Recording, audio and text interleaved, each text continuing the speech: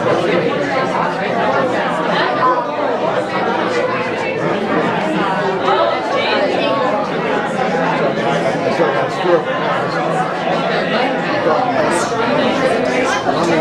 the 30th, so if you're interested in astronomy, we have a great program going on then. And we also, in May, on May the 4th, we have a Japanese language and cultural program. So if you're thinking of visiting Japan, or if you ever thought of just learning a little bit of the customs and the language of Japan, that will be on Saturday, May the 4th.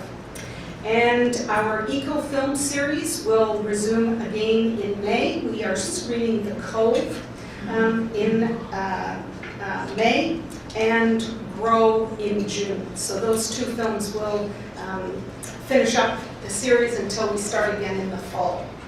So this evening, I'm happy to present Herb Sinnock to you. He is the chair of the Sustainable Development Committee and the group that we partner with on this program. Herb.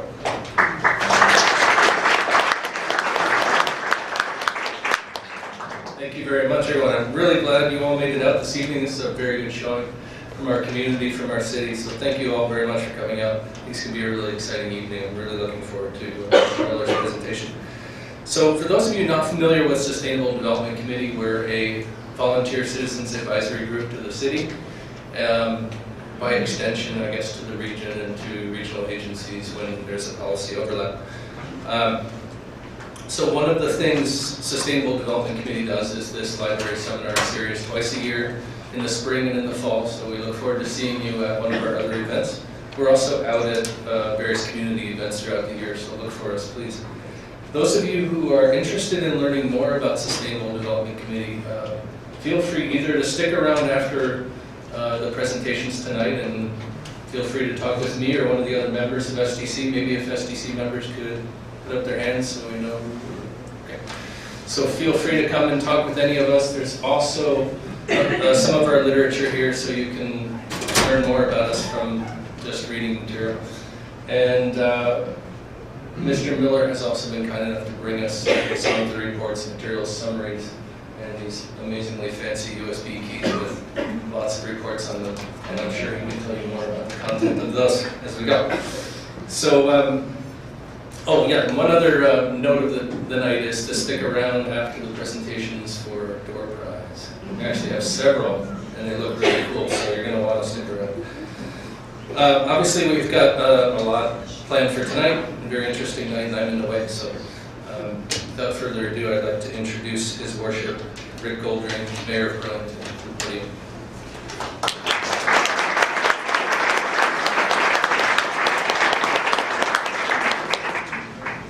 Well, good evening, everybody, and on behalf of Burlington City Council, a warm welcome to the Burlington Library. And thank you very much to the library for hosting this event and all the events they host throughout the year, as well as thank you very much to the Sustainable Development Committee for all the work that they do. They are invaluable to council. They give us great advice. We listen to them. We consider everything they have to say, and they're such a meaningful part of the city, and they have provided great input to councils over the years. Commissioner Gord Miller is here tonight to share his report on climate change and the progress that has been made by the province. This is also an important topic for the city as we continue to improve the energy performance of our city operations and work with key stakeholders to develop a community energy plan. The city certainly has a history of pushing sustainable development, declaring itself a sustainable development community in 1990. And over the years, council has approved a number of initiatives, including an anti-idling bylaw. We've also approved a corporate sustainable building policy, an energy policy, a waste reduction strategy, and we've restricted the sale of bottled water in most of our facilities. Specifically related to energy, we have converted traffic signals to LED fixtures, completed many energy-efficient lighting retrofits in our city facilities, being one of the very first municipalities in Canada to install energy-efficient lighting inside our arenas, a cold climate where older technologies use a lot of energy and require much more time to warm up. We've installed a centralized building automation system, control heating and cooling, and have just completed a number of facility energy audits. And several years ago, City Council did set a corporate greenhouse gas reduction target to reduce emissions by 20% on a per capita basis below 1994 levels. And at present, city staff are working on an energy report for council to present a corporate energy management plan, and I'm told that we have great news. And part of our success is our staff's dedication to energy conservation initiatives, and part of it is due to the province's energy policy to shut down the coal-fired generation stations, which, as we all know, is a significant source of CO2 emissions. In addition to our own efforts to conserve energy and reduce emissions, we've embarked on, in partnership with Burlington Hydro, the development of a community energy plan to look at how we can use energy in the city, how we can improve efficiency, what we can do to dig deeper in our conservation efforts, how we can make our buildings more sustainable, and can we do more to shift our demand for peak power, and can we improve our energy security. I'm looking forward to the work continuing in this particular project, and I'm very excited about it because where it's been offered in other communities, it's been a real great strategy to help attract economic development to a municipality. The Community Energy Plan will help feed into our official plan review, which is a significant policy document that guides how a city grows and develops in a sustainable way. And as you all know, we are reaching greenfield build-out, and much of our future growth will be through intensification within our urban boundary. But this in turn can support more energy-efficient buildings, sustainable transportation measurements, including public transit and a walkable and cycling-friendly city. There's still much more work to do. As you know, the city grew in the age of the automobile, and we have, by my calculations, about 119,000 automobiles in the city. And change does not happen overnight, but we need to have a vision of a healthy, sustainable community. The Community Energy Plan is not just about City Hall, it's about what we can do collectively to take action in Burlington and improve our use of energy in our community. So we have a number of key stakeholders that we are working with on this initiative, including the Sustainable Development Committee, Burlington Green, Union Gas, the 2 local school boards, as well as others. We value their input, and Council looks forward to the presentation of a draft plan by the beginning of the summer. So once again, on behalf of Council, a warm welcome to this evening. Sit back and enjoy the festivities, enjoy the presentations. And at this point, I would like to introduce a colleague of mine I'm very proud to work with, Councillor Paul Sharman, who is also the Council liaison with the Sustainable Development Committee. Paul? Oh, thank you.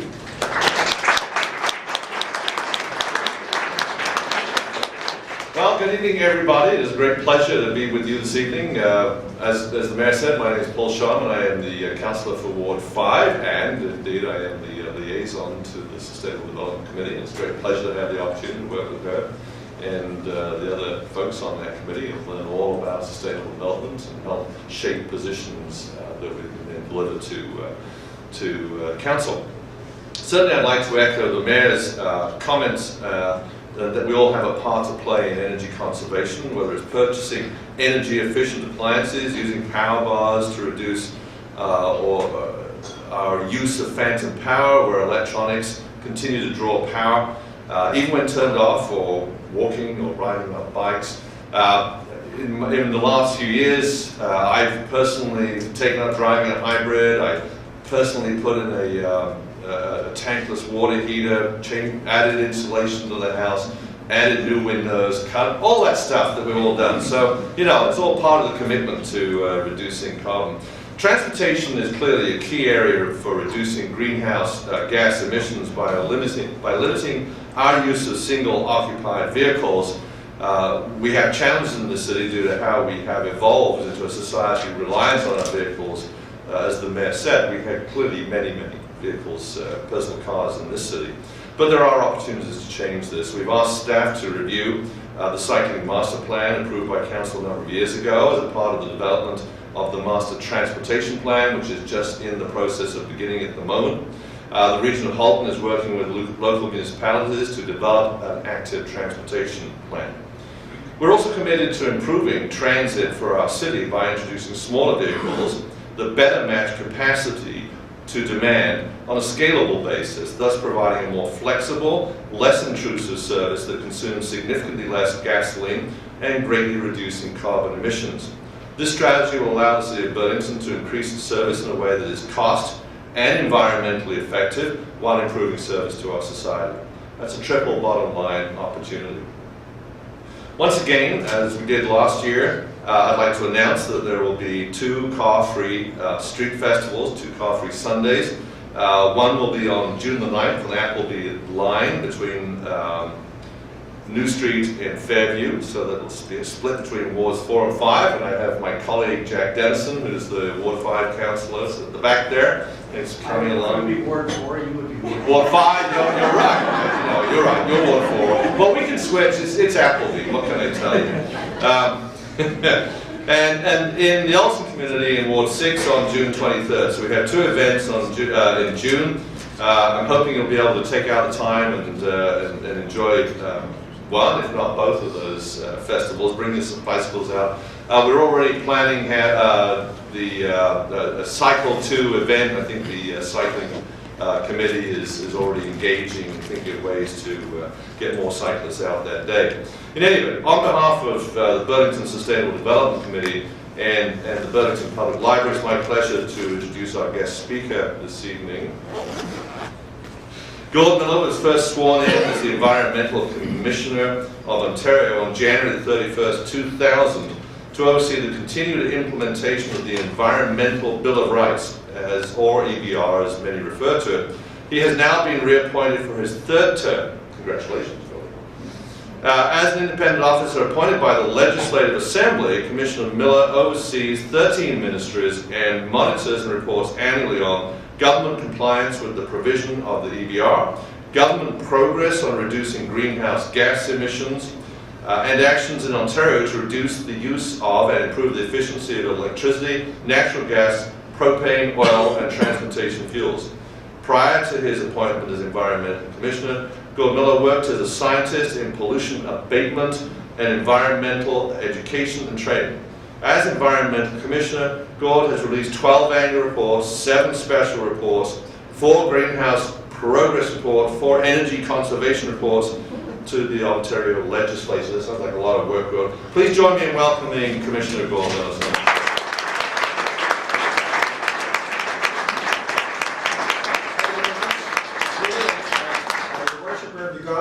That was quite a good record. Glad to hear Burlington's on track, doing a lot of good stuff and on the energy side, which is one of the great opportunities. One of the things I've noticed in the province of Ontario is that they really, as you'll find out with my next report, by the way, is that a lot of the really interesting stuff that's happening is happening at the municipal level.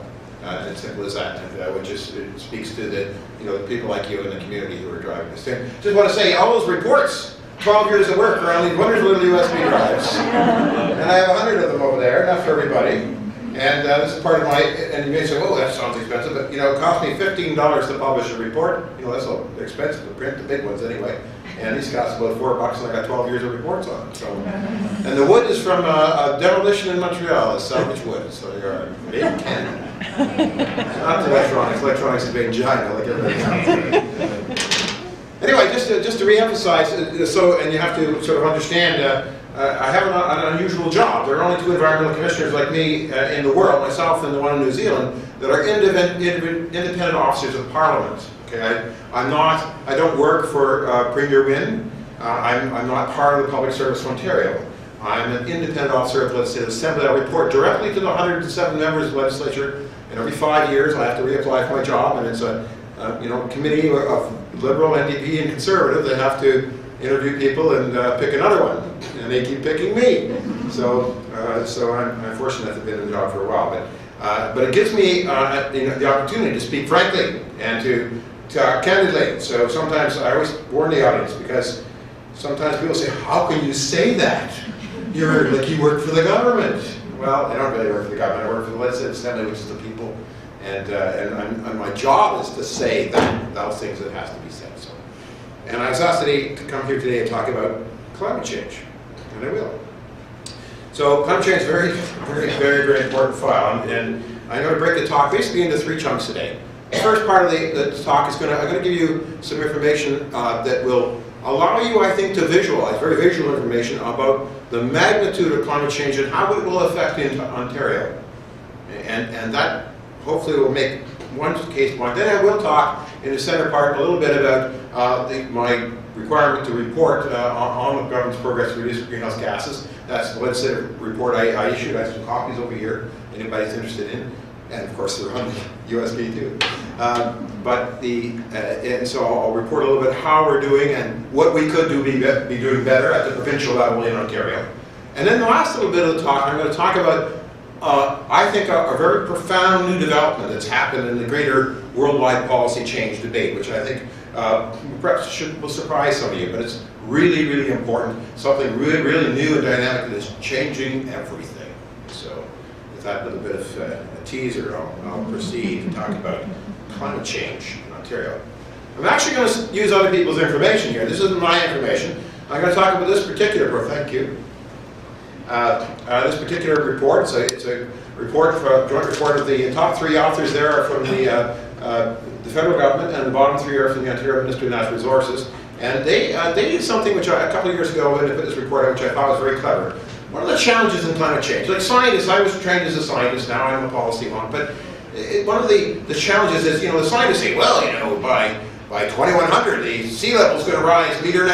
Well, you know what? By 2100, we're all dead, right? Yeah. So you can't conceptualize, what is that? And I'll tell you something, in 2099, it's not that the water goes up, right? It's going up every year. Currently about 3 millimeters per year, but at an accelerating pace, and that doesn't sound like a lot, but they found out in New York this year what that means after accumulating. So what these guys did is say, we're going to break down these climate change projections in time, in units of 30 years, going up to 2100, and we're going to break them down in space in the sense that we're talking about the province of Ontario and what it means in the province of Ontario. Now, there are a number of models. This happens to be one of the more commonly used models they use, but we're going to show you what's happening. So there's going to be a lot of color, and don't worry about the numbers so much. It's just the color that you have to get. You'll get the impression.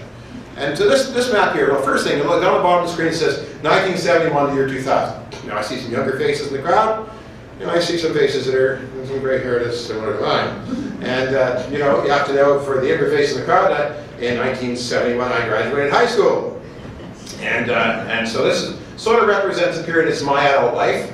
And although there was some climate change, and certainly climate varies in that time, it was, compared to now, a relatively stable period of time for the climate of Ontario. And when you're talking about climate change, because weather is so variable year to year, the only way you can make sense of it is you compare it to a standard another time and say how much has it varied from that time. So that's what they did. So here's a 30-year average, from 1971 to 2000, of precipitation in Ontario. That's annual precipitation, and if you remember your high school geography, that oh great, this is not going to work on me today. Isn't that great? I changed the battery, I'm probably putting it upside down. So, but it doesn't really matter. If you remember your high school geography, the Ontario used to say it has about 1,000 millimeters of precipitation, that's like rain and snow in a year, and that's in fact what this shows, all that sort of green color is that. If you get up in the west to Kenora, it goes sort of yellow and stuff, it's drier there. You're down around 600 or 700 millimeters of precipitation, so a little drier, but you get the sense. It's not very variable, and so let's see if this works. No, great, I broke it. Don't need it. But they run a climate change model. Now this is precipitation. It's not going to change a great deal, but there's the 30 years we're in now. This is 2011 to 2040. Just go back. See there, okay? A little drier, yeah. See on the north, the brown came in, a little drier, but from the part of southern Ontario that is where most of the people live, not really dramatically different. Little moisture, and so, but it gives you an idea. That's how the precipitation is projected to change over that 30-year period. What about the next 30 years? Again, not a little change. Here's not 2041 to 2070. Again, not. I'll go back. Here's your reference. So here's your reference. Here's the first 30 years, the second 30 years, and the 30 years. No, the third 30 years. Not very dramatic, I have to admit, and that's pointed. That's because the precipitation is going to be it looks a little bluer there down in Haliburton and around Sault Ste. Marie and down in maybe a little, so it's a little wetter, and it's certainly drier up in Kenora. You see up in the way in the west there, the brown has crept in and stuff. So it's drier in the northwest. It's a little bit wetter, but not a great deal. But that's the projection of precipitation in this. Now you got the pattern, right? You got a reference period, and it changes in 30-year increments. Let's look at temperature. the picture is a little different. First of all, you want to talk about in temperature and material. First, it's a profound thing is that, now we have to explain something, this is an annual mean temperature. Well, that's like an abstract thing because it's cold in the winter and it's warm in the summer, and we don't usually think in those terms, so you've got to make it meaningful. So, let's take Toronto, it's in this light green. So the annual mean temperature in Toronto is in 6 to 8 degrees, say 7 degrees Celsius. If you average all the temperatures, that's in the reference period. It's about 7 degrees. Now, I was born and raised in Timmins. This is nice light blue here. Timmins, annual mean temperature, 1 degree. Anybody been to Timmins? It's colder, right? It is colder than that. Windsor, is down in that yellow, annual mean temperature, about 9 degrees. Winter's nicer in winter, and it's hot in the summer, right? So you get a sense of that. But the other thing I want to point out is that look at the tremendous variation, because up in the Hudson Bay there, say where the point of Hudson Bay meets James Bay, that's actually called Cape Henrietta Maria, and that land up there is Polar Bear Provincial Park. It's true tundra. There are no trees there. It is tundra, and there are polar bears. I have been there. I have seen a polar bear. It was dead. That is a good thing. You don't want to be close because polar bears eat people. So but the natives shot it. But so there's true Arctic tundra up there, all the way down, to very quite warm temperatures down, big zones of change. So that's the kind of climate I lived my adult life for. When I went, when I used to go to school in the south, I got home to Timmins to see my parents. That was what expected, the kind of climate change. That's already changed, and we're already into the next 30-year period. And did you see that? Yeah. Okay.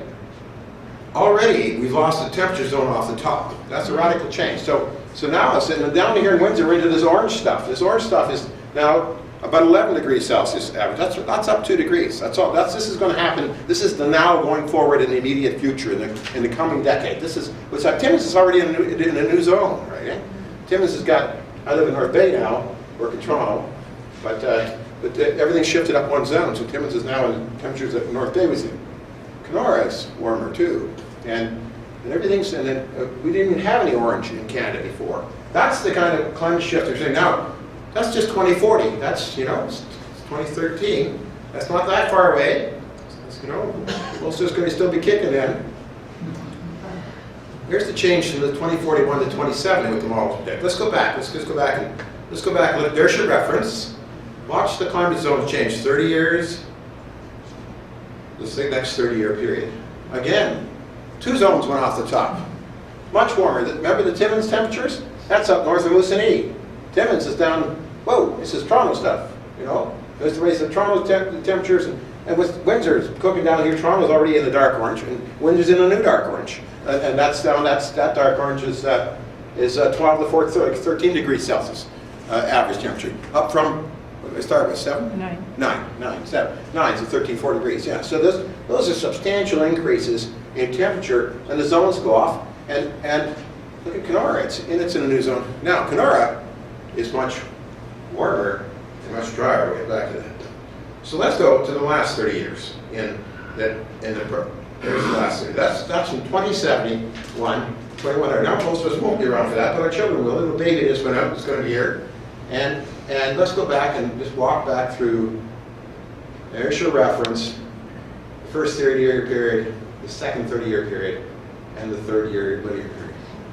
Now, Windsor is down in the brown here. The brown is 15 degrees Celsius, up from 9. Toronto's in the lightly burnt orange, and we're going to talk about colors here. I've got to explain. Like, I'm a guy, okay, and guys know 6 primary colors, right? So when you do these other, there's more than one kind of orange. I really have a problem. I know what to call them. Right? I learned burnt orange. The guy's got to say that's pretty impressive. Right? He knows 2 oranges. I have a real problem with blues and greens. We'll see. It happens again in this presentation. But the point is, look how much in temperature increases this is substantial, and going up, and all these climate zones are going. How to make sense of that? So I think I made the point. We've got substantial increases in temperature, and small increases in precipitation, but substantially, it really radically changes. What does that mean? Well, let's look at it another way, the same sort of information another way. Now this, I don't mean to be overcomplicate it, but this happens to be the, what we call the map of the ecoregions of Ontario. So what we have here is we have the Ministry of Natural Resources in charge of this map actually, and what they do is they map the vegetation zones, the kinds of vegetation you see, and the plants and animals all that go together in those zones, and they say, you know, this is like Muskoka, however, you know what it's like if you drive up there with the pine trees and the mixed deciduous forest, right? And then you go further north, here's up Temagami, that's a little different again. Here's the black spruce forest and various types of it run across the province. We're not going to look at the north here, we're going to look at this Zone 6 here. Zone 6, that's the Maple Beach Forest that so many of us live in. And it doesn't really include Toronto, strictly speaking, but Toronto has its own climate because of the city it is. Just emphasize, I want to look at that zone. I chose that zone simply because it's one that most people are familiar with, right? If you go to the country, yeah, and there's the forest woodlot, it's probably dominated by sugar maple, and there might be some red oak and some American beech and white ash and a few things that you're very familiar with. It has trilliums in the spring, probably, and some other spring flowers like trout lilies that you'll know. That's an ecosystem, and that's ecosystem 6, okay? Now, we're going to look at that because what these guys did in this report is they said, okay, the brown line is ecosystem 6, still there, there's the brown line, I showed you. But the orange and yellow, what that is, that's those climate variables, so those that temperature and precipitation sort of blended together to produce a climate type. Of the dark orange is called the core climate. That's the core climate supporting that kind of vegetation. So it's not surprising here. All that's saying is that from 1971 to 2000, that's the reference period. All it's saying is, not surprising if you have a more or less consistent temperature and rainfall, you have more or less consistent forest, right? The native forest, and that's all it's saying.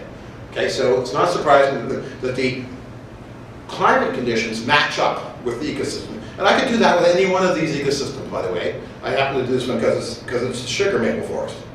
So let's look, the same thing we did, translate that into the effect on these systems. So, I went the wrong way.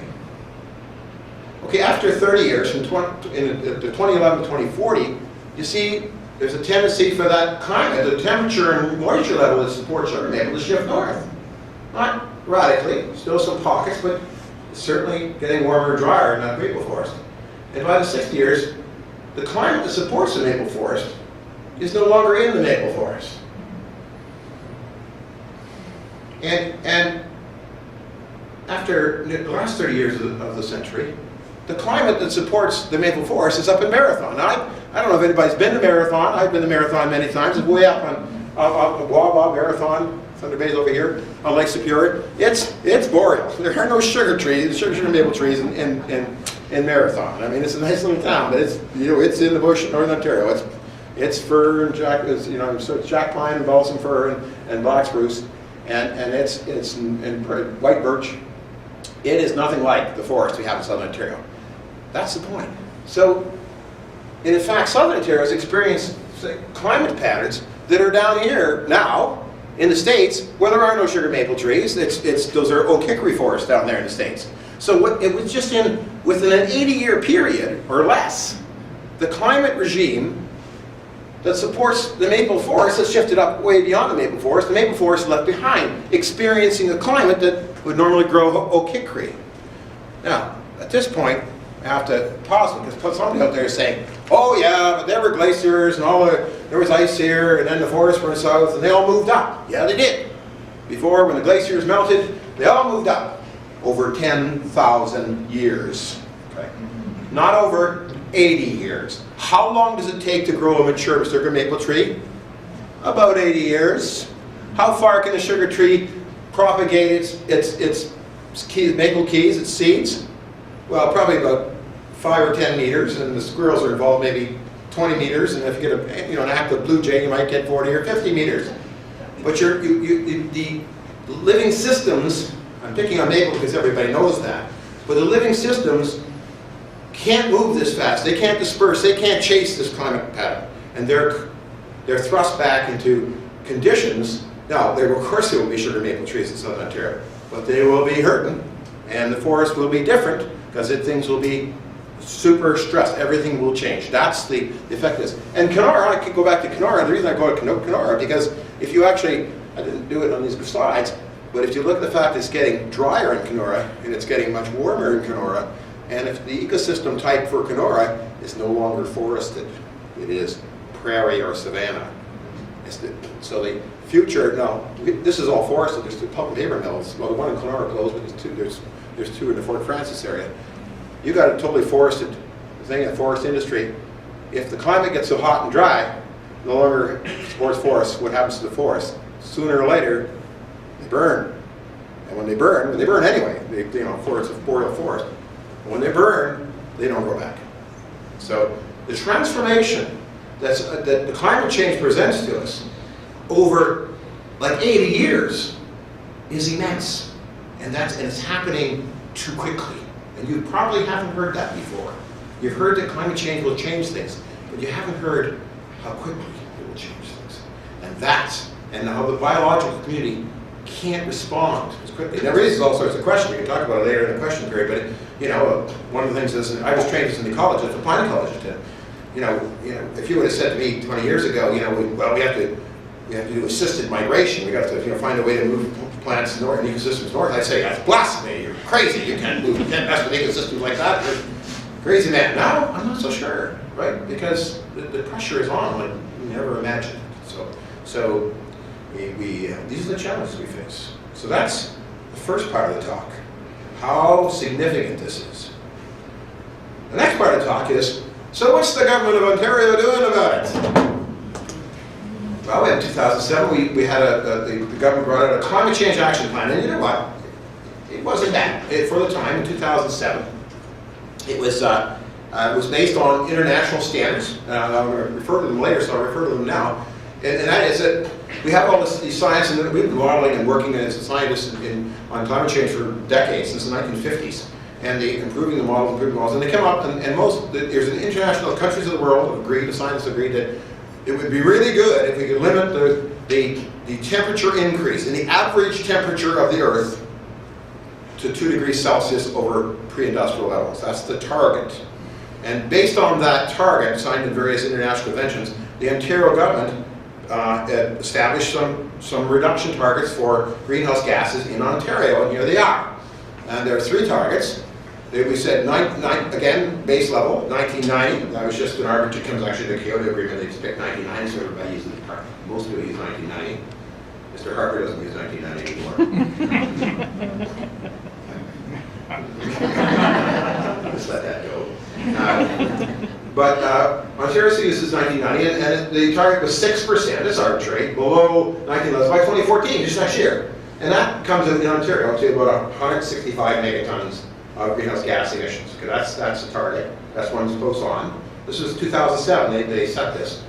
15% by 2020, down to about 150 megatons, and 80% below 1990 levels by 2050 to approximately 35. So this is set in tangent with international agreements, and it's sort of Ontario's share of the job. Yes, I mean, for those of you who think we're small potatoes, yes, we are. But we can't snub our nose and say we're going to stay dirty and the rest of the world's going to get clean. I mean, this is our job to meet these kind of numbers set by international agreements. Let's put them on a line. So we start. This is 1990, and all the way to 2010 is the last data I have in this graph. That's the last official data we have. We have some estimates for 2011, but the official numbers come out this month. 1990. Now the orange line is what we actually emitted according to our ability to measure it. The blue line is the target for 2014.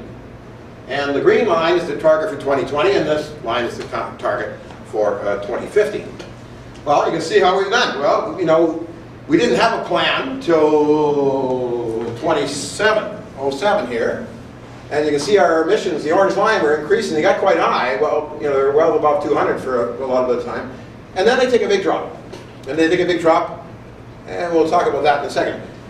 They take a big drop, and why did they take a big drop? Because the mayor mentioned it. It's because of the coal plant closures. We did something we're the only jurisdiction in North America to ever do this. It's actually, we had a huge coal plant. In fact, Nanticoke was the largest coal-fired plant in North America.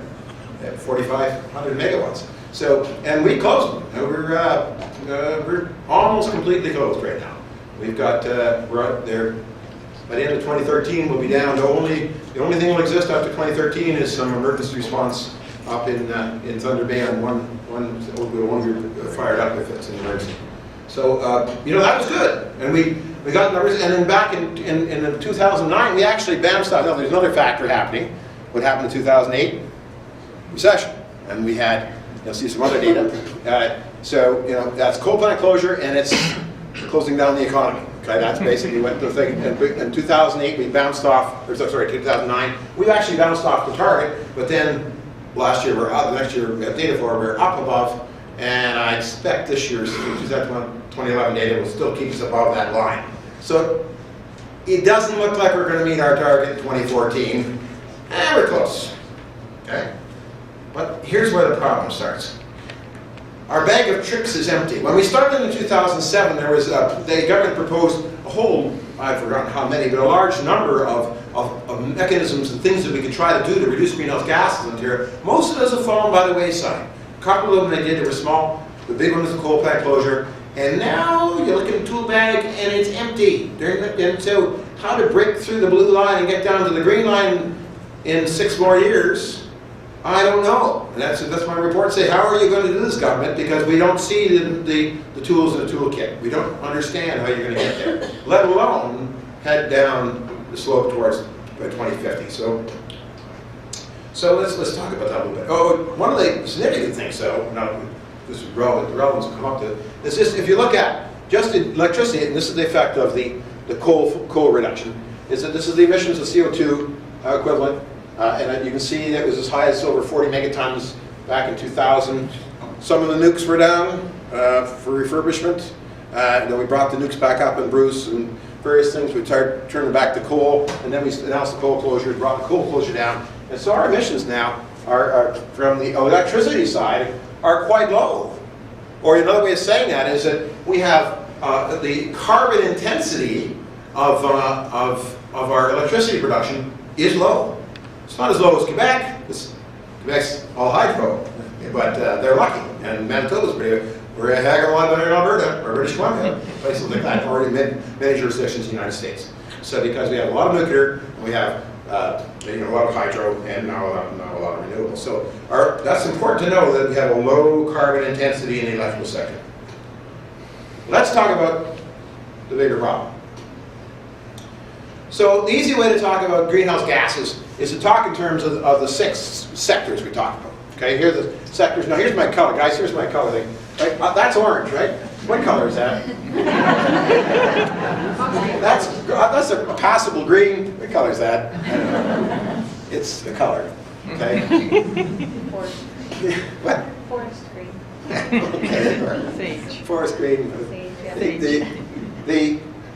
So these are the sectors are waste, agriculture, buildings, industry, transportation, electricity. Let's talk about the big ones and we'll go to the small ones. Just so most people think in terms of greenhouse gases. Their first mind is to go to industry, right? Industry, big stacks, pollution, industry, whatever. Well, industry is this big green thing, or it's not green, that's green, whatever color that is. But look at here. This is 1990. That's where we started. I put the last 2 years that we have data for, just for contrast. The green thing is getting, the industry thing is getting smaller and smaller. And that's much of it because we're closing a lot of industry, which is very regrettable. But in fairness, the industry has done a lot, some stuff on their own. We are less industrial than we used to be. So industry has been going down. Look at this one. This one is transportation.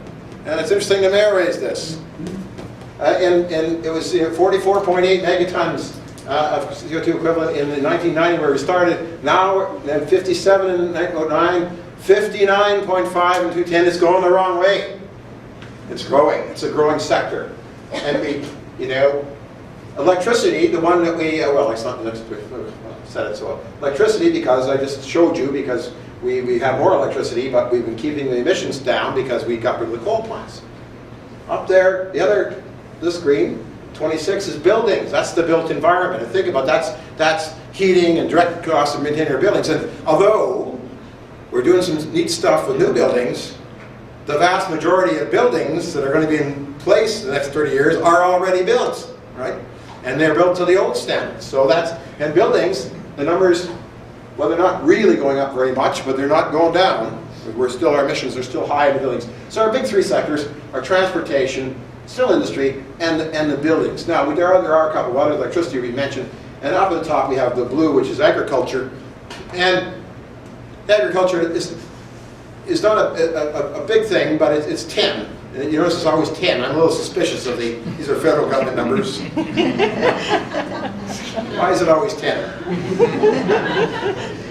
But it's, it's around 10. I think the point is it's not changing radically. And there's two major sources from the agriculture. The two sources, there's a greenhouse gas called a nitrous oxide, okay, that comes off of soil that has been over-fertilized with nitrogen fertilizer. And it's a very powerful greenhouse gas, much more powerful than carbon dioxide itself. So the nitrous oxide emissions come off with heavy cropping. We've had a lot of heavy cropping, and with the price of corn and soybeans that go down this way and further west. So that's an issue. And the other kind of thing we have is the belching of cattle that are the rumination of cattle that are fed on grain, not grass-fed cattle. Grass-fed cattle are all right. They're just eating grass that came out of the atmosphere and they're part of the cycle. But if you feed them grain and feedlots, then you're feeding them petroleum, really, because the grain was grown with huge inputs of petroleum. So what's been happening is in our culture is our nitrous oxide emissions are going up because of increased heavy cropping, and we actually have less heads of cattle for some reason in Ontario, so they've been going down, so that's more or less staying the same. But more about that in a minute. And the last sector is the orange sector. It really is orange across it up, which is waste, which is pretty much all landfill, methane, or carbon dioxide from landfills. So, and there's a whole controversy around this. If you're interested, it's written up in my reports. A lot of the landfills in the province where the government's been giving incentives to municipalities or private landlord operators to collect the methane that comes off and burn it, sometimes to produce electricity, other times just to flare it, to make it from methane to carbon dioxide, because methane is 25 times more powerful as a greenhouse gas than carbon dioxide on a 100-year basis.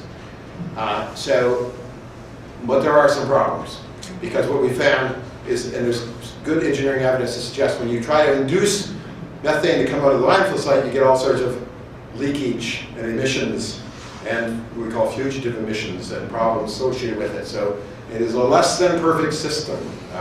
But so wastes are definitely are not a huge, but a measurable and ongoing source of greenhouse gases. So those are the sectors, and that's the sort of nature of the problem. So let's look at a different way. Say, what are the opportunities? This becomes my job, because I look at what the government's doing and what they said they're going to do, and I said, and then I look at, well, what could you be doing, right? And then, so in the waste sector I just talked about, well, one thing we could do is just ban organics in landfill and compost them. Or other organics, some people want to, burn them and stuff, well, maybe. But certainly can compost with green organics. Keep them out of the landfill, there won't be any methane. Or, anaerobically digest them in methane generators where you can control the situation and there's no leakage of methane. So banning organics in landfill is inherently a good thing, which we are not doing, but we could do to improve the situation. In agriculture, we're not doing anything. Okay, so that's the issue. We have no plan. There are no measures. There are nothing in the toolbox. Nothing planned. Nothing discussed. We just do it. We just have no plan. So it would be nice, I think, if we had a plan and we had some, and that might involve some incentives. It might involve a number of options. But the first step is just to start talking about what happens in agriculture and come up with a way to limit the greenhouse gas emissions. Buildings, though, we have some real options. It's those letters in there mean Ontario Building Code, OBC, Ontario Building Code, GHG's greenhouse gas rules. The Ontario Building Code, we just relatively recently got some pretty good, not enough, energy efficiency standards into the building code. Better than we've ever had, better than most jurisdictions in Canada. Of course, they apply to new buildings, not old buildings, but nonetheless, but we don't really have any building code specific things aimed at energy efficiency, which does have a greenhouse gas payoff, but we don't have any aimed at greenhouse gas, that if you built this way, that would be better for greenhouse gas. we really should incorporate greenhouse gas in the interior building code. And the retrofits, that's the frustrating part. We had both a provincial and federal retrofit program, and just for fun, how many people took advantage of it? I bet you somebody in the room took it. Look at the hands, right? Look at that. I got in too late. I had to pay the whole shop. I got new windows and siding and insulation, but I didn't get any money from the government. But you know, it was really popular. Look at the number of people. And I cannot fathom. It wasn't even very expensive. It was doing really great stuff. But both the federal government and the provincial government backed out of the retrofit program, which is just folly, because you see, it's a big number, and you can make a really big difference, right, in every community. And guess what? It creates jobs and local employment. That's all those other spin-off stuff that are good too. So retrofits, I don't understand, but that's one thing they could bring back. And I recommended in my reports, and interior building code is a lot more into things to be done. In industry is a big complex area, and really, what you have to do in industry. Again, we've recommended more than once, is you have to put a price on carbon. Now there are a couple of ways, there's lots of ways you can do this. British Columbia has a carbon tax, straightforward carbon tax, and they collect the money and they give it all back to the people in reducing their personal income tax and their small business taxes, okay? And it's net zero income for the government. So that's how Alberta, they have a sort of a cap and trade, sort of a change cap and trade system where it's based on the intensity of carbon emitted from the industries, and they have a target, quite a rigorous target of when I say intensity, it's not the actual amount, it's the amount per unit energy used. But you can buy your way out of it. If you can't meet the target, you can pay $15 a ton into a technology fund. That makes it, you know, Alberta, you can't have taxes, so they have this convoluted thing where they have targets, and then they pay this money into this fund that the government controls. It's not tax. and the Premier of Alberta, I don't know if you read the paper today, just announced today that it's not through cabinet yet, but to the surprise of the oil company, she just announced that $15 a ton is going to $40 a ton, and just because she's going down to see President Obama there, talk about Keystone. So anyway, but reality is, and kidding aside, is putting a price on carbon. There are a number of ways you can do it. Quebec has a carbon tax on gasoline and liquid fuels and natural gas. And what it allows, it gives certainty to industry. Most major industry has said, look, they are asking for this. Give us certainty. Tell us what carbon costs so we can build it into our cost structure. As long as it costs everybody the same amount, then the ones that are most efficient get the greatest reward for cutting their carbon. So it isn't even controversial, but it's very problematic currently in Canada. And Ontario has put in place everything it needs for what they call a cap and trade program, but has not implemented it. So that's what we do. In the electricity sector, what can we do? Well, we've closed the coal plants. All right, maybe the last that throws of that.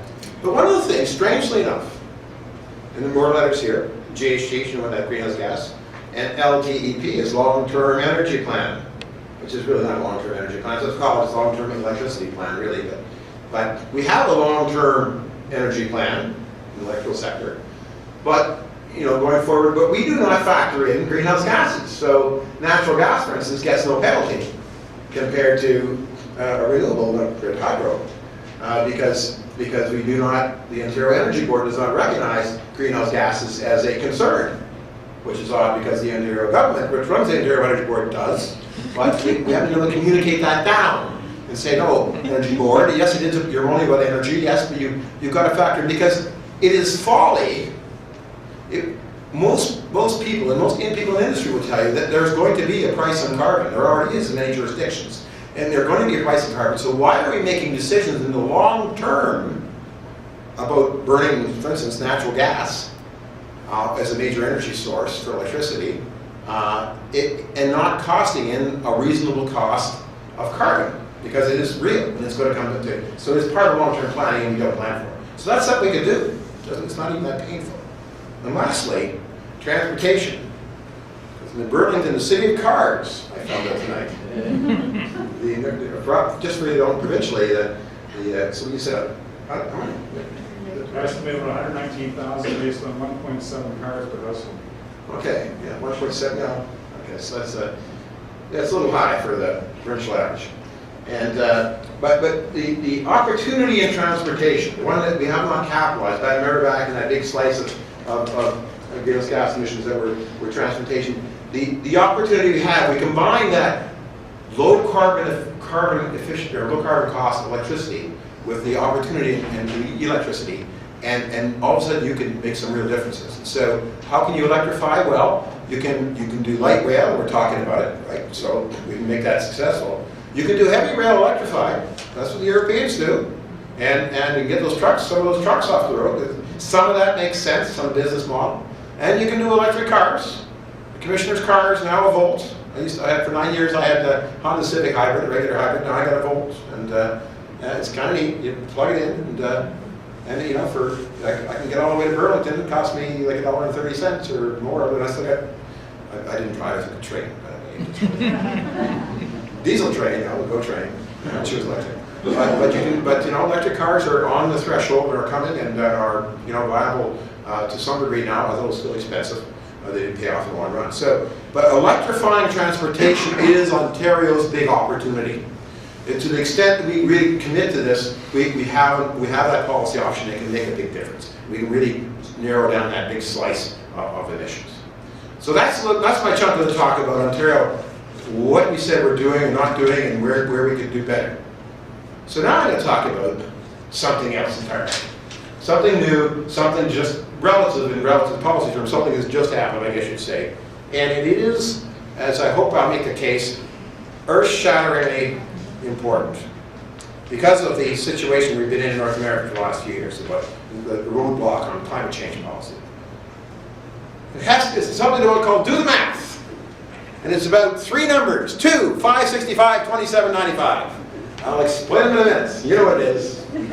Do the math. And here it comes. Now, most people know Do the Math because there's a guy called Bill McKibben who is quite a well-known author in the environmental field and somewhat of an activist, well, not somewhat, he is an environmental activist now. And he wrote an article in Rolling Stone. You know that, for my generation, that was an important piece of publication. Now it's kind of mainstream. It's not as exciting as it was in 1971. But it's called Global Warming's Terrifying New Math. And that one went viral on the internet, and that's where publicized. I'll tell you what happened here, but you have to know this was not the original publication. This is the original publication. And this is where the story starts. Okay, the story starts here. These are a bunch of financial geeks in London, England, right? And they were sitting around one day and they said, remember I said, what was it? The international agreement and all the international plans, the targets for all the nations of the world to reduce carbon emissions are based on that 2 degrees Celsius. Well, 2 is the first number, right? There's only 3 numbers. 2 is the first number. It's the 2 degrees Celsius that is the internationally agreed upon target that we have to keep the Earth under 2 degrees Celsius net warming at equilibrium. Not, it takes some just time lag to get there. So that's 2. So they said, okay. And they went to the most prestigious scientific journal is called Nature. And the year previously, there had been a very important piece of work done by the best international scientists that said, we're estimating how much carbon, because they can know it's how much carbon you put in the atmosphere that will, running on all the best models, and how much headroom do we have? What number, what's the total amount we can put in and not exceed 2 degrees? And that had been calculated. And then they had calculated a number of gigatons of carbon dioxide equivalent that you put in the atmosphere with it, that give you an 80% probability that you wouldn't exceed 2 degrees. Okay, that's how science works. It always works in probability. So we had a number. And these guys, and this is a year or 2 later, so they said, well, we know that we got that number, and we know that we've put this amount in because we have international records of how much has been emitted. So how much headroom do we have in 2011, when they wrote this report, how much headroom do we have? Well, you have 565 gigatons. That's how much fossil carbon dioxide we can put into the atmosphere if we sincerely want to keep it below 2 degrees. Okay. So they said, remember the financial geeks, they said, okay, let's look on the stock exchanges, and let's go to all the major coal companies and petroleum companies and natural gas companies, and we'll look on their balance sheets, because they have to file financial statements, And on their balance sheets, of course, their net worth is based on how much oil they have, right? In known proven reserves, extractable oil, right? Oil or coal or natural gas that is proven. You know, there are rigorous technical standards, the geologic standards they have to go through to prove this, because they're going onto a financial stock exchange, and the value of their share price is based on the fact that they have this wealth, and it can be extracted, and the assumption is that it can be burned. Well, they added that all up, and the total carbon dioxide equivalent of what is just on the balance sheets of the major firms in the world was 2,795 gigatons of CO2 equivalent. More than 5 times greater than the maximum amount we could burn with an 80% probability, I said. And you might say, well, there's some error now. Yes, there is. But 5 times greater just blows any error out the window, okay? It is huge. And they said, that means these are business guys. And this report is all about business. And this is unburnable carbon. This is carbon that the world community has said we can't burn. And yet these companies have it on their balance sheet, and they can't burn it. That means it's not worth anything. That means 80% of the carbon reserves on the balance sheets of major petroleum companies is worthless. Now, do you get an idea why maybe Exxon is a little bit anxious and doesn't want us to talk about climate change? This is business. This isn't environment anymore. So with McKibben, the aforementioned Mr. McKibben, what he did with that, he said, hey, he wrote his article in Rolling Stone, and there's their 3 numbers. He said, do the math. It's obvious. This is no longer just an environmental issue. This is a business issue. So he got in a bus with some of his people, and they filled the bus, they fueled it with biofuels, with biodiesel. And they went on a tour, the Do the Math tour, of 22 American cities that had colleges and universities. And at every one they went to town, they set up and they did a big rally presentation, and he went through that, a longer version of the one I just gave you, based on 3 numbers. It's called the Do the Math tour, and he gave the lecture. And then they had a discussion afterwards, and they came up, and the students actually came up with it originally, and they said, well, what does that mean? Well, first thing it means, they said, well, all these universities in the United States have endowment funds of investments. And there's 2 reasons why a university shouldn't be investing in petroleum and coal companies. The first one is it is immoral. And there's questions of intergenerational equity. I mean, it is wrong to be destroying the future of our young people, and especially if we're known. That's one. But you know, these boards of directors, of trustees that govern these endowment funds, they're always stocked by these grumpy old men, you know, who are usually there because they're financial guys, right? You know, all their life they've been grumpy old men, and you know, they have their financial guys, but they have a fiduciary responsibility to invest soundly. And if you went to them with any other kind of investment and said, invest your endowment funds in this company, we think it has gold, they would say, well, prove it has gold. It's got to be real. It's got to be funds, right? They would be rigorous. Now, if you go to them and say, guess what? 80% of the fossil fuel that's claimed, not the stuff we're exploring for, that's actually claimed on the balance sheets, can't be burned. And by the way, a small Canadian aside, which 20% do you think is going to get burned? The really light oil that flows out of the ground in Saudi Arabia and some places in Texas and a few places around the world? Or the stuff that you have to dig out of the ground in Alberta? Because obviously the cheapest and easiest to utilize is going to be the 20% that gets burned. But nonetheless, it doesn't really matter until we sort out what can be burned and what can't be burned. The whole industry is in question. So it became a 2-pronged attack. This is what's been happening in the last few months. There is this moral imperative, of course, the intergenerational equity about the fact that universities shouldn't be investing in that, and there's a fiduciary duty of the boards of governors to manage the endowments responsibly. But now it's spreading. What's happening in the last few weeks is the same argument applies to pension plans and mutual funds. For those of us close to retirement, some of us are up front here. Do I want my pension plans, invested in corporations whose assets aren't real? Or I just assume be much more comfortable if my pension plan wasn't investing in assets that weren't real. I would just like to have them invested in things that are real, and just let those carbon guys sort it out over the next few years. And if they can prove to me that that they're responsible and that what they're doing has real value, then maybe they'll be worthy of investment.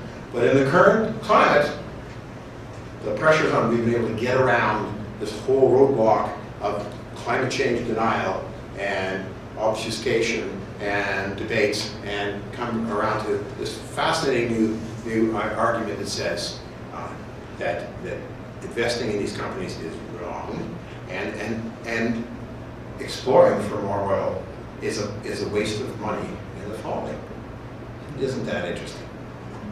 Yeah, that's the end of my talk.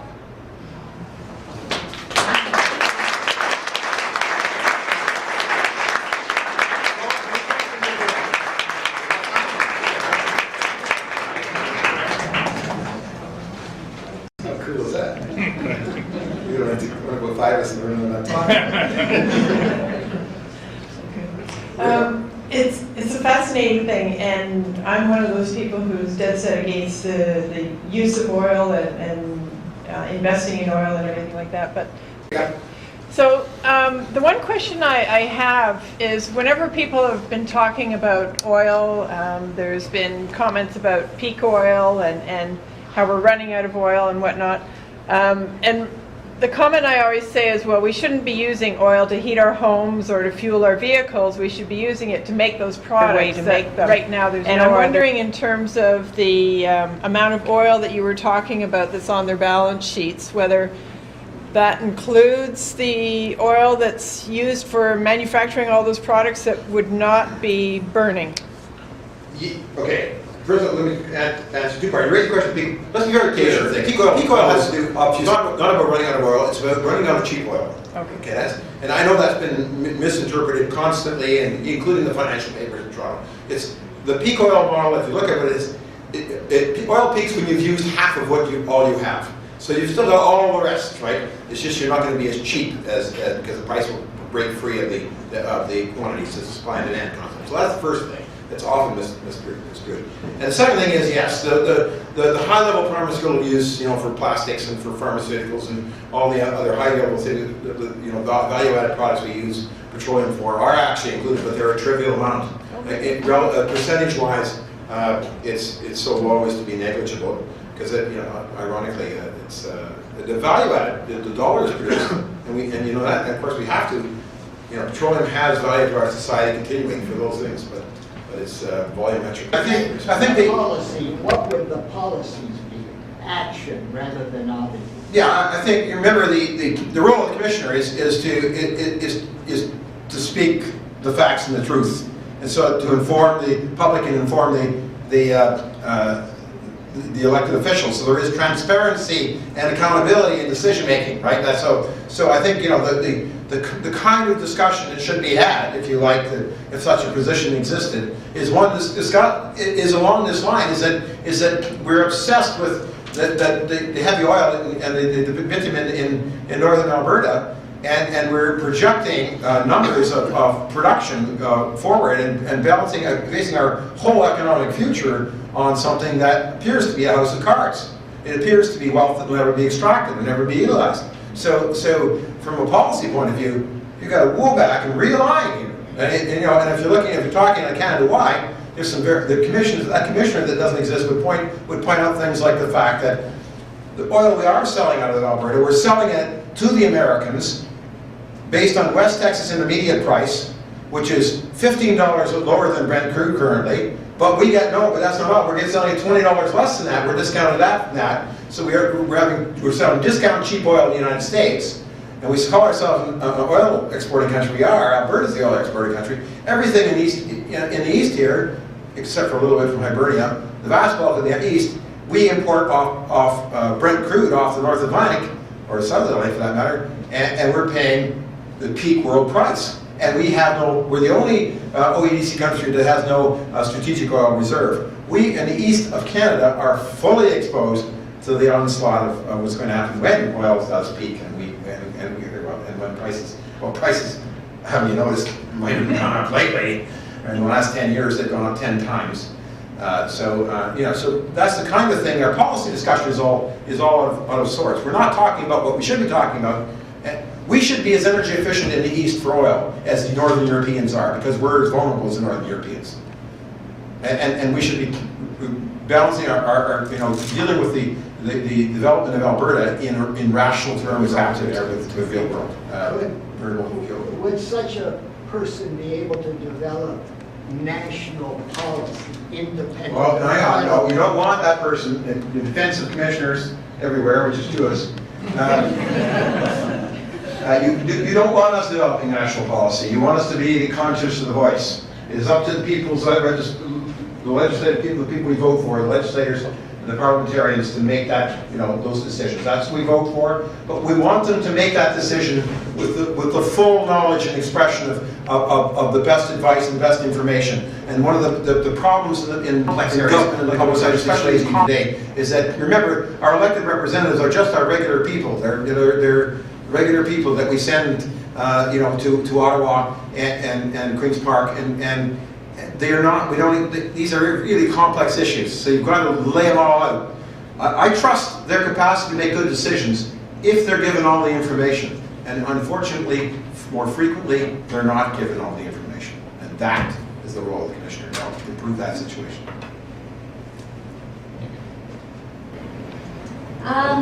When you had your component of your presentation about opportunities in the different sectors, I didn't pick up a lot about renewables. What's your thoughts on the place of renewables in the Ontario picture? Well, because I was looking at greenhouse gases in terms of, in the electricity sector, it's pretty lean right now. Renewables, just to give you an idea, we're going to have, in the next 14 months, we'll have 30,000 megawatts of generation total in the province of Ontario. On a normal day, I don't know what it was today, but it would be about 17,000 megawatts is what we're consuming. We're going to add about 3,200 megawatts in the next 14 months. By August 2014, we'll have 6,800 megawatts of wind and solar online in the province of Ontario. So, we got it. We're doing it. Notwithstanding all the fuss and bother and goings on, but it is there. It's being built. It's being installed, and it is low emission. And with respect, if you want the whole story of renewables, I'll give you all the rantings of our favorite paper, the National Post. Wind is so terrible. Well, first of all, wind and solar are responsible for the global adjustment being so high. The last numbers I have for 2011 for the global adjustment, 45% of the price, the global adjustment price they add on to our electricity, 45% of that is subsidy to the nuclear industry.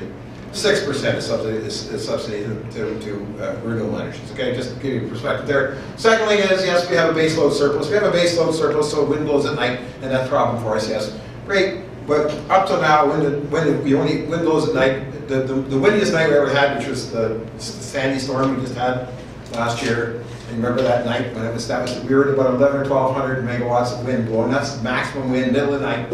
And we had 11,000 megawatts of nuclear. We had 4,000. No, sorry. I had about 2,000 megawatts of natural gas burning. Yes, we had wind, but it was less than all those. And now we are now going into dispatchable wind. The independent electricity system operator is going to be able to give the order to the wind guys, and they just turn their blades when they're not needed, and when the turbine stops. So yeah, renewables is in the game, but it's basically all good. So there's not. I mostly deal with problems, as you know. Thank you for introducing Bill McKibben's work into a more general public. You know this stuff, yeah. And yes, in fact, closer to home, the students at McMaster have already started a fossil-free McMaster campaign. So please support them. I've seen Bill McKibben's work, and to me there's a gap here between how our economy and our society is using fuel at this point in time. We're totally energy dependent. You can see the graphs of population, GDP, and oil consumption. They're all exactly the same. So in order to get people to accept the argument that we've got to only burn 565 gigatons, they've got to get off the current economic consumption treadmill. How are we going to get... Well, I think we're making gains on this tremendously. We're no big fan of neoclassical economists, okay? And they have seized control of our society. There is no other way to describe it, okay? Neoclassical economists don't understand energy. They think it's just a commodity. And they think it can be substituted for. This is madness. It is against the laws of physics. But this is nonetheless the people who are in charge of our ministries of finance, okay? And at all levels in government, and worldwide, even, in fact. Geez, I think our Prime Minister might be in So I'm no fan. It is a faulty system, a financial system. So we have to, we literally have, there are other economists, there are environmental economists, there are people who have very rational and well thought out economic models they exist out there. Somehow those Senate professors never seem to get the good jobs, you know. But so there are options out there, and we have to smash the belief system in that, and I think what we, you know, that's why I'm a big fan of what McKibben's popularizing, and those people at Carbon Tracker came up with, is it takes a direct attack at one of the basic assumptions of the neoclassical economic model. And once we stop believing in that, then we can bring some more common sense into things and listen to some serious economists, and we will, you know, bring our alignment down. And of course, you know, there are lots of examples in the world where major rich Western economies have detached from the energy treadmill, right? Sweden has got their oil consumption down by, last check was 25%. And, you know, and all those, you know, all the Scandinavian countries are all doing really remarkable things. So there are models, there are different kind of economic systems. It's just we've got to break down control on our complete, you know, preoccupation with neoclassical economics. Yeah, I think what, you know, really what you're seeing is the fact that the big fans of big economic forces control the media. And that's the other thing I like about the McKibben thing, is we've done an end run on the media here. You won't even hear a lot about this in the media, interesting enough. There's an awful lot on the internet, and it's happening at the college campuses, and it's starting to happen, you know, it's getting things starting to sink in the pension funds. So and I think that's where you know, you refer to the denialist movement. The denialist movement is actually fracturing and in decline, I would say. They're not nearly as fact. They haven't come up with, they've been repudiated again and again and again, and largely being ignored. But the fact, the biggest tool they have is silence. And there are no stories in the media about climate change. And that is you know, look what I told you today. Has anybody seen any of that in the media? Yeah. Isn't some of it at least newsworthy? Absolutely. Right? Yeah. So that's the biggest enemy, I think. So I think we've got the analyst guys on the run. We got them discounted. But to me, we've got to get it before the public to engage the public. Where does that silence come from? The fact that the major media are controlled by a few major corporations. All of them know. If I can ask a question. Thank you for speaking, as stating it like it is, and I hope you continue to talk to lots of people to go forward. And thank you for coming around. The question I have goes back to the discussion you just had in response to a question about fuel security. So in Ontario, we now have 2 applications in front of the National Energy Board for pipelines. One is a whole new retrofit of a natural gas pipeline, just announced from TransCanada. And the other one is in front of the National Energy Board for the Enbridge for a reversal of Line 9. And this goes through Burlington and Halton. So I'm wondering, you seem to have spoken in support of fuel security and using Canadian resources, yet through Ontario, we are facing a situation of Western crude, including diluted bitumen, coming through our backyards. Can you respond to that? I don't think I spoke in favor of diluted. If you can clarify, that would be lovely.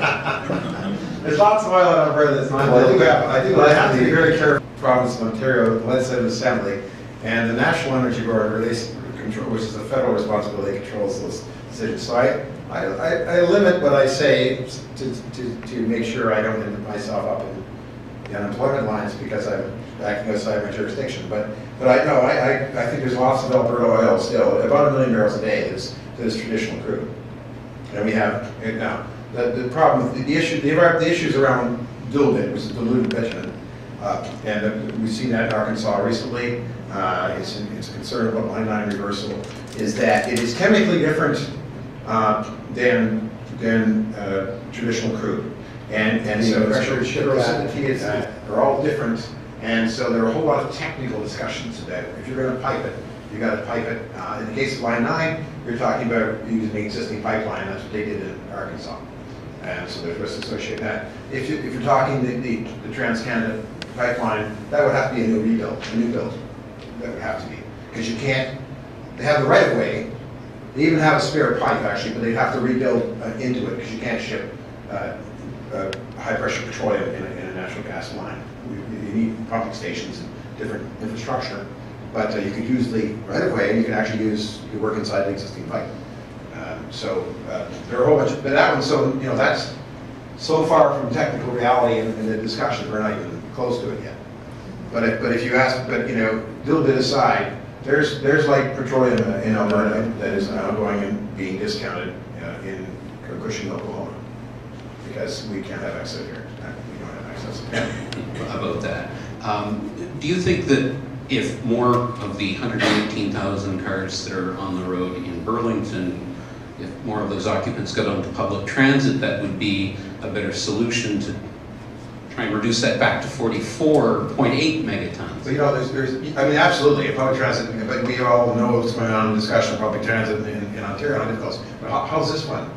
The average car occupancy, last time I saw numbers on Elizabeth Way, is 1.1. We had a small jump, really nice jump when they put your HOV lanes in carpooling. It hasn't really affected the big numbers yet, but we got a nice response. And you know, how hard is it to get 2 people a car on average? And that, you know, if we had 2.2 people a car, we'd have the cars on the road. We'd double the efficiency in terms of greenhouse gas emissions. I mean, that one surely is achievable. I just would like a comment from you, advice to a community where the federal government has a gas rebate for carbon gas. And that money is meant for climate change, the topic here tonight. What advice would you have to a community that spends 80% of its money from that climate change fund on paving roads? Now you're asking me to get the mayor. Mayor's a nice guy, he's a friend of mine.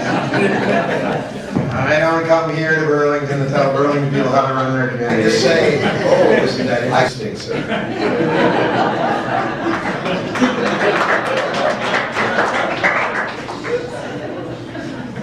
Thank you so much. I really appreciate your comment. Both my questions relate to all of us in the room, not just as a community, but as individuals. Because we all know that we vote, and we have leaders who very kindly come and lead us and make decisions. But we also take, and my first question is, what proportion of the Ontario population do you think would say they don't believe in climate change? People don't believe? That take strong decision would be low, it would be less than 20%. That's good. I'm really glad to hear that. And if you were a resident of Ontario, hypothetically speaking, and you were speaking to a room of fellow residents of Ontario, hypothetically speaking, what would you tell them that they should be thinking about or taking action on as individuals if they were doing one thing to assist with climate change?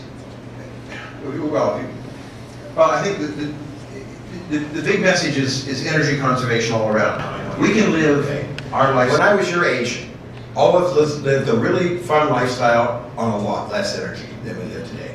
We didn't have to compromise on quality of life, and yet somehow we've got ourselves, all these years later, into a situation where we feel we have to consume vast amounts of electricity or energy of all sorts to get around. We didn't have the number of cars. You say, oh, you're going downtown, can you give me a ride? Right?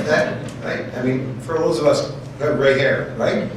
Or the one I always loved, and I was usually getting a kick out of for the older group, is my dad was telepathic. You'd hear me running downstairs from upstairs, he'd say, turn off the lights! Somehow he knew. The light was still on upstairs. But we lived a much lower energy intensity lifestyle. And I think we could move into that almost seamlessly if we were made more conscious of it. But what have we done? You know what we've done in your generation? When I was a kid, I used to help the neighbor load coal into the basement of his house by hand, right? I was a kid, you know. And he would go to work in the mine, and a winter night at 40 below in Timmins, he'd have to go down and light the fire. He'd have to get up 6 o'clock to go to work. He had to put coal in the fire and make sure it burned all night, otherwise the pipes would freeze in his house, and he'd be screwed for the rest of the winter, right? And that we knew, he knew what the cost of heating was, and he knew how you had to heat the house and what you did. Now your generation walks into a house, no, I'm trying to pick on you, I'm just telling you, young people. Yeah, you walk into a house, summer or winter, hot or cold, it's always the same temperature, and probably you're an exception, but most of your generation wouldn't even know what a thermostat was, let alone where was it. Right? And so we've done that, society's done that, right? It's not a condemnation of youth, anybody stretch of imagination. We have no longer challenged ourselves as to our energy consumption. We have built a society that allows us to have this and has tremendous quantities and assumes how many cars in the driveway of these houses in Burlington north of the Queen Elizabeth Way, the commuter world. And we've created this different world that it's just happened in the last 30 years. 2 final questions. Okay. Robert Laporte, I'm a molecular biologist, and about 5 years ago I was doing some work in the oil sands, and I came across a report I read that we're coming out of an ice age. So the Earth is heating up anyways.